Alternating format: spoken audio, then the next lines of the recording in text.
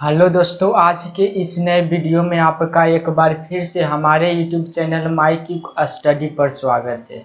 आज के इस वीडियो में हम लोग जानेंगे कि जनरल साइंस, इसमें से आज हम लेकर आए हैं बिहार फॉरेस्ट गार्ड 2020। इसमें आज जो भी क्वेश्चन देखेंगे वह किसके अंतर्गत होगा, तो वह पर्यावरण, पारिस्थितिकी एंड जैव विविधता के अंतर्गत होगा। चलिए आज के इस वीडियो को स्टार्ट करते हैं। इसमें सबसे फर्स्ट क्वेश्चन अगर देखते हैं तो कहता कि दो भिन्न समुदायों के बीच का संक्रांति क्षेत्र कहलाता है। यहाँ पे आपको बताना कि दो भिन्न समुदायों के बीच का संक्रांति क्षेत्र कहलाता है। चलिए ऑप्शन की अगर बात करते तो इको आइफ, इकेड, option number C ecosphere and option number D ecotone. चलिए अगर इसका सही आंसर की बात करते हैं कि दो भिन्न समुदायों के बीच का संक्रांति क्षेत्र कहलाता है, क्या कहलाता, तो इसका सही आंसर होगा इकोटोन। क्या हो जाएगा? इकोटोन। अब हम अगले क्वेश्चन की ओर चलते हैं।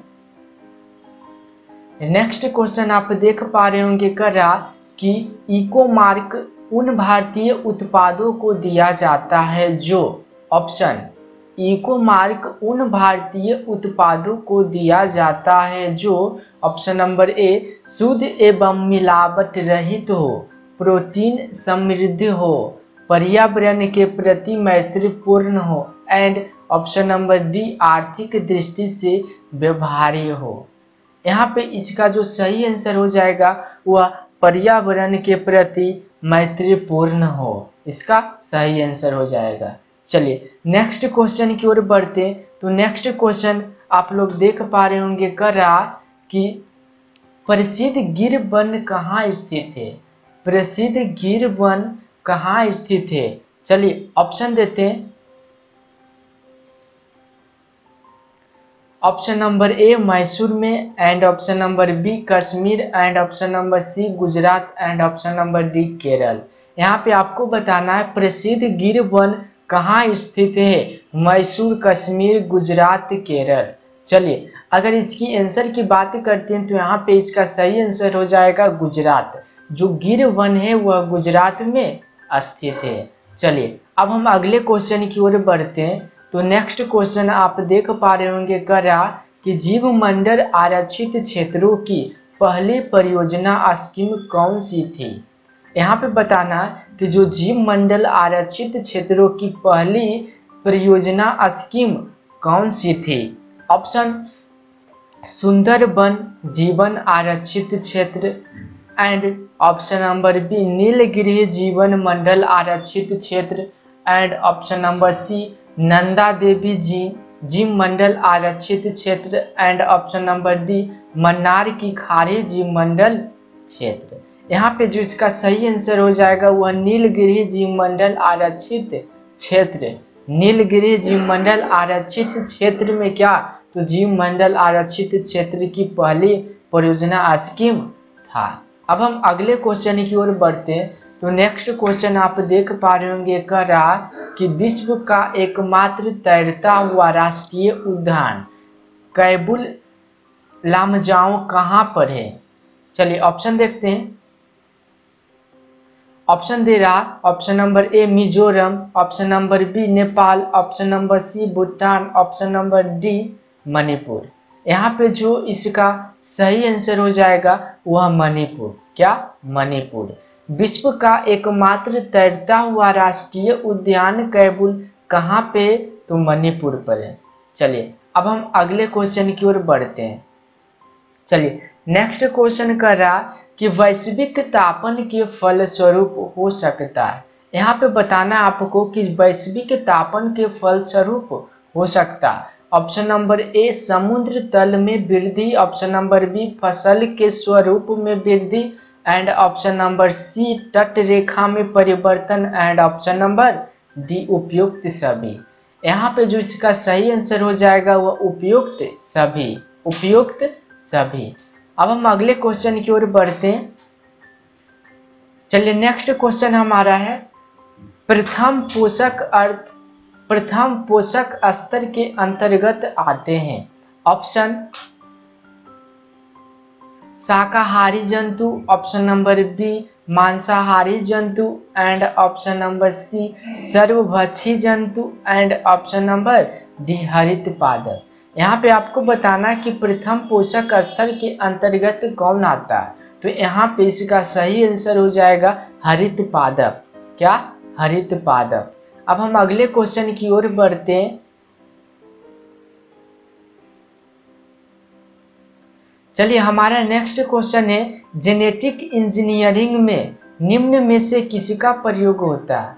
यहाँ पे आपको बताना है जेनेटिक इंजीनियरिंग में निम्न में से किसका उपयोग होता है या प्रयोग होता है? Option plastid, option number B plasmid, option number C mitochondria, option number D ribosome. चलिए यहाँ पे जो इसका सही आंसर हो जाएगा वह प्लाज्मिड। क्या? Option number B plasmid. चलिए अब हम अगले क्वेश्चन की ओर बढ़ते हैं। चलिए हमारा नेक्स्ट क्वेश्चन है, लैंगिक जनन से क्या? लैंगिक जनन से आनुवांशिक विचरण कैसे होता है? ऑप्शन जीन के सम्मिश्रण से, ऑप्शन नंबर बी क्रोमोसोम में बदलाव से, ऑप्शन नंबर सी जीन के मिश्रण से, एंड ऑप्शन नंबर डी उपयुक्त सभी। यहाँ पे आपको बताना है कि लैंगिक जनन से आनुवांशिक विचरण कैसे होता है? जीन के सम्मिश्रण से, क्रोमोसोम में बदलाव से, जीन के मिश्रण से, उपयुक्त सभी। चलिए यहाँ पे इसका सही आंसर हो जाएगा उपयुक्त सभी। उपयुक्त सभी। चलिए अब हम अगले क्वेश्चन की ओर बढ़ते हैं। चलिए नेक्स्ट क्वेश्चन हमारा है, करा कि एमनियोसेंटेसिस एक तरीका है जो बताता है। ऑप्शन नंबर ए भ्रूण के लिंग को, option number B amino acid के प्रकार को, ऑप्शन नंबर सी प्रोटीन में अमीनो एसिड के अनुक्रम को, ऑप्शन नंबर डी हार्मोन के प्रकार को। चलिए यहाँ पे जो इसका सही आंसर हो जाएगा वह भ्रूण के लिंग को। एमनियोसेंटेसिस के द्वारा हम क्या पता लगाते हैं? तो भ्रूण के लिंग को। चलिए अब हम अगले क्वेश्चन की ओर बढ़ते हैं। चलिए हमारा अगला क्वेश्चन है, डीएनए को किसने अंतःपात्र में बनाया? चलिए option Arthur Kornberg, option number B Robert Hooke, option number C Edward Jenner, option number D Joseph Lister. चलिए यहाँ पे जिसका सही आंसर हो जाएगा आर्थर कोर्नबर्ग। आर्थर कोर्नबर्ग। चलिए अब हम अगले क्वेश्चन की ओर बढ़ते हैं। चलिए हमारा नेक्स्ट क्वेश्चन है, वन्य जीव संरक्षण के क्षेत्र में क्या? वन्य जीव संरक्षण के क्षेत्र में अदम्य साहस दिखाने वाले को कौन सा पुरस्कार दिया जाता है? ऑप्शन इंदिरा गांधी पर्यावरण पुरस्कार, ऑप्शन नंबर बी मेदिनी पुरस्कार योजना, and option number C Amrita Devi Bishnoi पुरस्कार, option number C Pitambar Pant राष्ट्रीय पुरस्कार। यहाँ पे जो इसका सही आंसर हो जाएगा option number C Amrita Devi Bishnoi पुरस्कार। चलिए अब हम अगले क्वेश्चन की ओर बढ़ते हैं। चलिए हमारा नेक्स्ट क्वेश्चन है, करा कि दाचीगाम क्या? दाचीगाम राष्ट्रीय उद्यान कहाँ है? दाचीगाम राष्ट्रीय उद्यान कहाँ है? Option A Jammu Kashmir, option B Himachal Pradesh, option C Uttarakhand, option D Punjab. चलिए दाचीगाम जो राष्ट्रीय उद्यान है वह कहाँ स्थित है? तो इसका सही आंसर हो जाएगा जम्मू कश्मीर। क्या? जम्मू कश्मीर। चलिए अब हम अगले क्वेश्चन की ओर बढ़ते हैं। चलिए नेक्स्ट क्वेश्चन हमारा है, समताप मंडल की ओजोन गैस की परत की मोटाई किस इकाई से मापी जाती है? चलिए ऑप्शन देख लेते हैं। ऑप्शन ए सिएटवर्ग, ऑप्शन बी डॉप्सन इकाई, ऑप्शन सी मेल्सन इकाई, ऑप्शन डी इनमें से कोई नहीं। यहाँ पे आपको बताना कि जो समताप मंडल की ओजोन गैस की परत की मोटाई किस इकाई से नापी जाती है। चलिए यहाँ पे इसका सही आंसर हो जाएगा वह डॉप्सन इकाई। क्या? डॉप्सन इकाई के द्वारा हम समताप मंडल की ओजोन गैस की परत की मोटाई को क्या करते हैं? मेजरमेंट करते हैं। अब हम अगले क्वेश्चन की ओर बढ़ते हैं। चलिए हमारा नेक्स्ट क्वेश्चन है करा विश्व में सबसे ज्यादा पाई जाने वाली ग्रीन हाउस गैस है। यहाँ पे आपको बताना है कि विश्व में सबसे ज्यादा पाई जाने वाली ग्रीन हाउस गैस कौन सी है। चलिए ऑप्शन देख लेते हैं। तो कह रहा है ऑप्शन नंबर ए जल वाष्प, option number B sulphur dioxide, option number C ozone, option number D carbon dioxide. चलिए अगर इसकी आंसर की बात करते तो यहाँ पे इसका सही आंसर हो जाएगा जल वाष्प। विश्व में सबसे ज्यादा पाई जाने वाली जो ग्रीन हाउस गैस है वो क्या? जल वाष्प। अब हम अगले क्वेश्चन की ओर बढ़ते हैं। चलिए हमारा अगला क्वेश्चन है रेड डाटा बुक किन खतरे में स्थित प्राणियों की लिस्ट है। यहाँ पे बताना है आपको जो रेड डाटा बुक किन खतरे में स्थित प्राणियों की लिस्ट है। यहाँ 1 नंबर में दिया है जानवर, 2 नंबर में पेड़, 3 नंबर में फुंगी। चलिए ऑप्शन देख लेते हैं। तो ऑप्शन में कह रहा है केवल 1 सही है, ऑप्शन बी कह रहा है केवल 1 और 2, ऑप्शन सी कह रहा है केवल 2 एंड ऑप्शन डी कह रहा है ये तीनों। चलिए इसकी अगर आंसर की बात करते हैं कि अगर रेड डाटा बुक के अंतर्गत जो खतरे में स्थित प्राणी रहता उसका लिस्ट कौन होगा, तो ये तीनों हो जाएगा जानवर, पेड़ और फुंगी। चलिए अब हम अगले क्वेश्चन की ओर बढ़ते हैं। चलिए अगला क्वेश्चन हमारा है शेर की पूंछ वाला मकाक किस वन्य जीव रिजर्व में पाया जाता है। यहाँ पे आपको बताना है शेर की पूंछ वाला मकाक किस वन्य जीव रिजर्व में पाया जाता है। Option A Nilgiri, option B Dihang Dibang, option B Nokrek, option D इनमें से कोई नहीं। चलिए अगर इसकी आंसर की बात करते हैं तो शेर की पूंछ वाला मकाक वन्य कहाँ पाया जाता है, तो नीलगिरी में पाया जाता है, नीलगिरी। चलिए यहाँ पे जिसका सही आंसर हो जाएगा वह नीलगिरी।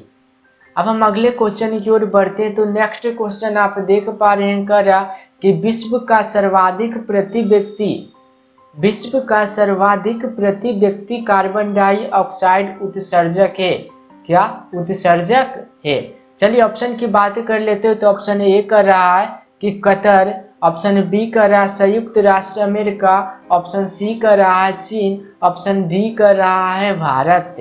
यहाँ पे आपको बताना है कि विश्व का सर्वाधिक प्रति व्यक्ति कार्बन डाइऑक्साइड उत्सर्जक है कतर, संयुक्त राष्ट्र अमेरिका, चीन, भारत।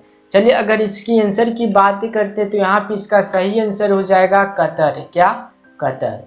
अब हम अगले क्वेश्चन की ओर बढ़ते हैं। यहाँ पे इसका सही आंसर क्या हो गया? कतर।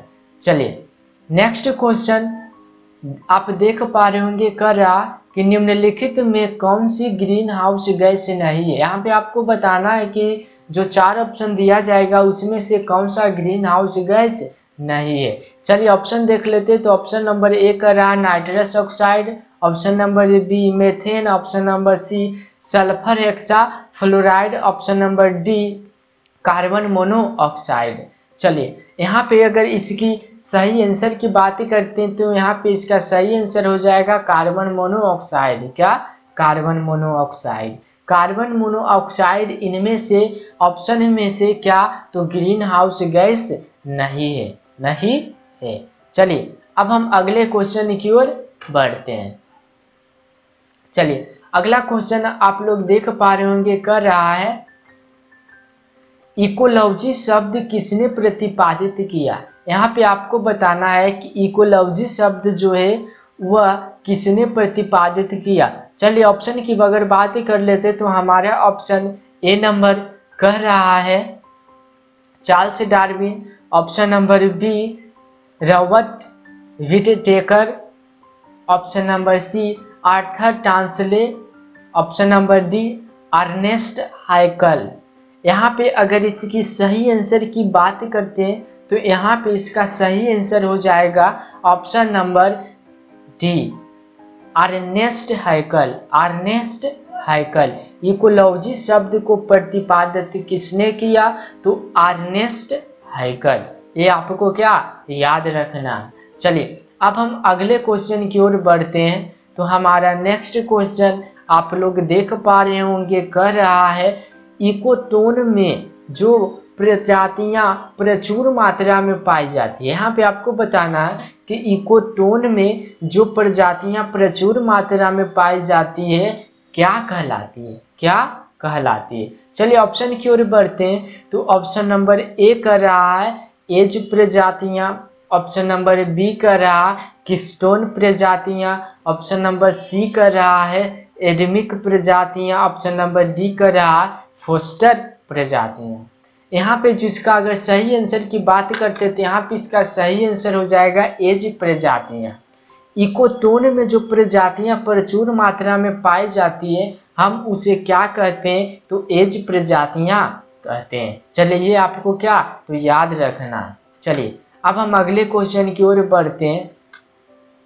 तो नेक्स्ट क्वेश्चन हमारा है साइबेरियन सारस, क्या साइबेरियन सारस किस नेशनल पार्क में आता है?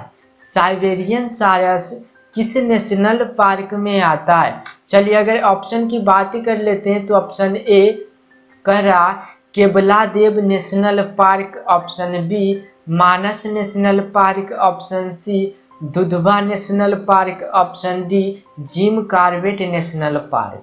चलिए यहाँ पे जिसका सही आंसर हो जाएगा वह Keoladeo national park, Keoladeo national park. चलिए अब हम अगले क्वेश्चन की ओर बढ़ते हैं। तो हमारा अगला क्वेश्चन है कि चट्टानों के कितने प्रकार होते हैं? यहाँ पे आपको बताना है कि चट्टानों के कितने प्रकार होते हैं। चलिए ऑप्शन नंबर ए की बात कर लेते हैं तो एक, ऑप्शन बी की बात कर लेते हैं तो दो, ऑप्शन सी की बात कर लेते हैं तो तीन, ऑप्शन डी की बात कर लेते हैं तो चार।